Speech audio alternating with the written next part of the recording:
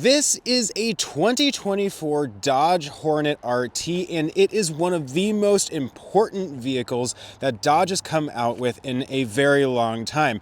The main reason behind this is actually the first new vehicle under the Dodge brand in over a decade, with the last one being the Dodge Dart. Yes, the Dodge Dart.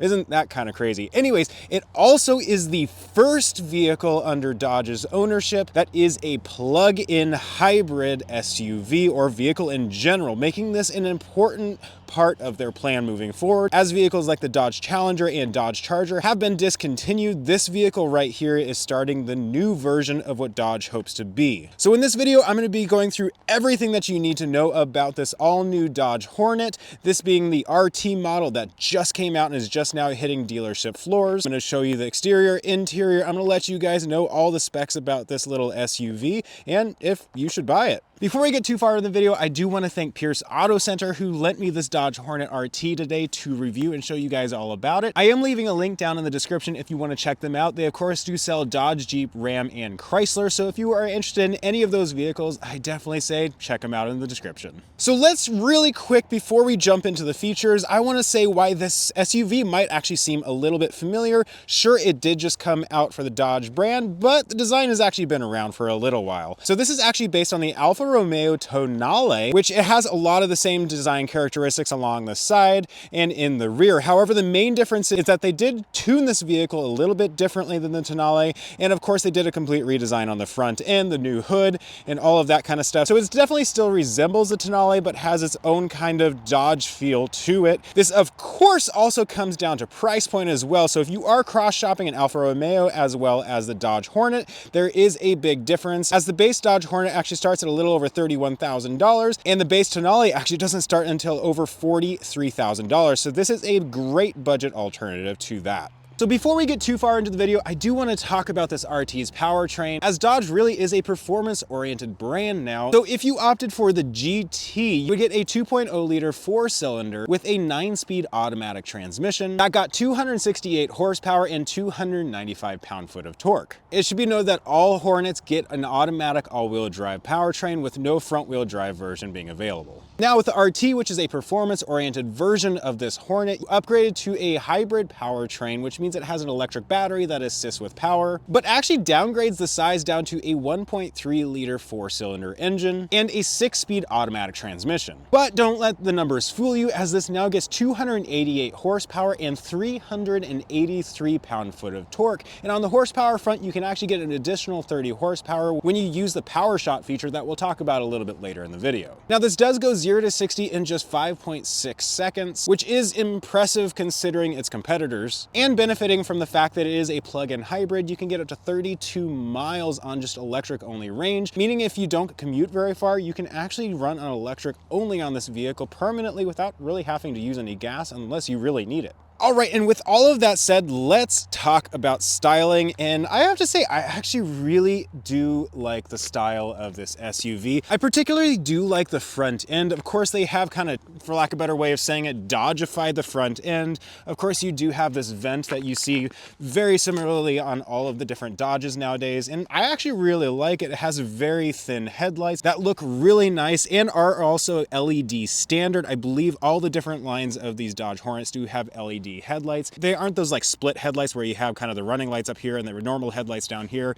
And I like that. And this front end does look quite different than the Tonale. And really that also comes over to the hood as well. So Dodge is actually very proud of this hood and having kind of a little bit more like hood bulges on it. And I think it looks really nice. These are functional vents over here, so they do go underneath of the hood and do allow a little bit more airflow over the hood from the front end of the vehicle. One interesting feature actually is right here. So this is actually the sensor for a lot of the driving. This does of course have things like lane keep assist and cruise control that, you know, goes up and down in speed and that kind of stuff. And this is actually the sensor right here. I do wish they kind of integrated it into the grille a little bit more. It is a little bit more obvious than I would like it, but it you know, it hides pretty well. As for these wheels, I really like these wheels. I've been really into kind of darker wheels lately, and I like the styling on these. They do have some really nice red brakes. This, of course, is the RT line with the track package, and I think that is a big part of why these wheels look that way, and I really do like them, and it's nice because you can actually see through the wheel. Nowadays, a lot of these wheels are very covered up. You can't see much of what's going on back there, and that just isn't the case with this one. I do really like these wheels. As for the remaining features on this, it actually looks very much like the Alfa Romeo Tonale, and that's okay. It gets a lot of the good Italian kind of features that you're used to from, you know, Alfa Romeo, but it translates over to a Dodge pretty well. However, one thing that I thought was a little bit strange actually is over here. So you'll notice right here, this is your door line, and it pops up and over right here. And I thought that was a little bit strange. You can actually see when you open the door, it goes up and around, and that panel actually just goes right there. And really, so it's only a design characteristic. I thought that was kind of interesting and kind of broke up the body panel a little bit. I don't know how I feel about it. Another interesting thing about this Dodge is the fact that it has a gas port right there. And then if you jump over here, it has another one. So what is this? So this actually is the gas cap right here on the right-hand side of the vehicle. This over here is actually the plug, because this is a plug-in hybrid. So this is where you're gonna plug in the vehicle. So coming around to the back of the vehicle, and it looks really nice as well. It actually kind of has a Macan feel to it, just with the sloping lines and honestly the size of the vehicle.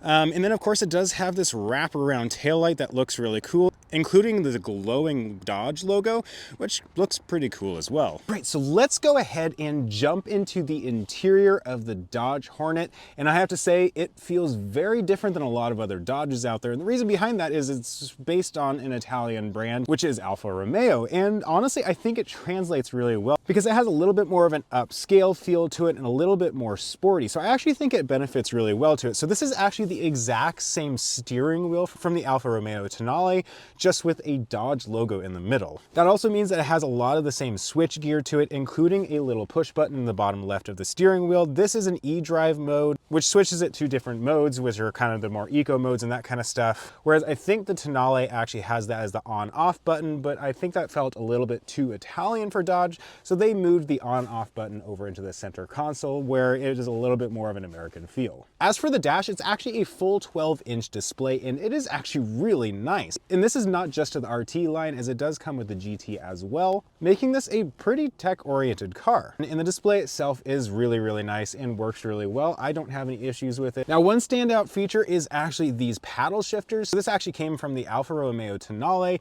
and they are like a full-length, really long, probably 6 or 7 inch long paddles, instead of just being something that's tacked on the back of the steering wheel like a lot of the past Dodges and kind of FCA style products have been. So they really did benefit from coming from an Alfa Romeo. They are steering wheel mounted, which means that they don't go with the steering wheel when you move it, so you always know where your paddle shifters are. And that actually brings me to the power shot feature, which is activated using these paddle shifters. If you pull both of these and you are in the sport mode of this car, that actually turns on the power shot feature, which gives you an additional 30 horsepower. Now, to talk a little bit more about the dash other than just the gauge cluster, they have really nice vents on the right-hand side of the dash and the left-hand side. They kind of have this kind of brushed chrome feel to them. They do look really nice. They function really well. I do like these little dials. As for this display, you do get a 10.5-inch Uconnect display. So this is what all of the new Dodges and Stellantis products are really starting to get, and it is a very comprehensive display and works really well. It looks really nice. I actually like the kind of tablet feel that it has, but it's not too big. It doesn't get into your vision. Moving below that display, you do have some more vents, your hazard lights, and then below that are a bunch of the physical HVAC controls. The nice thing is they didn't move all of the HVAC controls into the display itself, so you do have easy access. You don't have to surf through the display to be able to turn on and off your HVAC controls, so it is really nice that they are continuing to include that.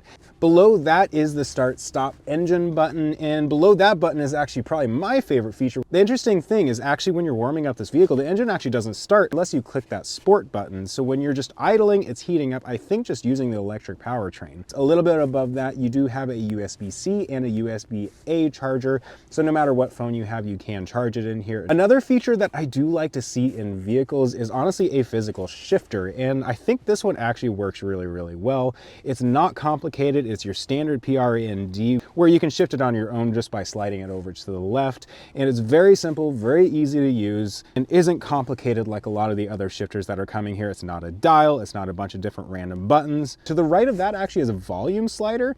So it's actually a kind of a tactile kind of diamond feel to it. And it feels really nice. It's easy to use. You don't have to look down to use it, which is really nice, but just because of the way it is positioned. Behind all of that, you do have two cup holders, which I'm always thankful for cup holders. And then behind that is going to be a small storage bin. It is by no means a big one, especially when I'm comparing it to something like the Toyota Tundra that I reviewed recently, where it had a massive center console, but we're talking about a compact SUV here. And it is, you know, nice to at least have some form of storage here, but it's nothing to talk about too much. One of the standout features of this SUV, I think actually has to be the seats here. And this is something that comes with the RT model. So these are a faux leather perforated seat. And so the perforation actually has a little bit of kind of a red underneath, and it looks really cool. It's very sporty, very nice looking. And the material itself feels really nice. It's kind of like an Alcantara feel to it. It kind of makes it feel like it's a little bit more luxurious, a little bit more sporty than honestly it really is. As for the seating position, it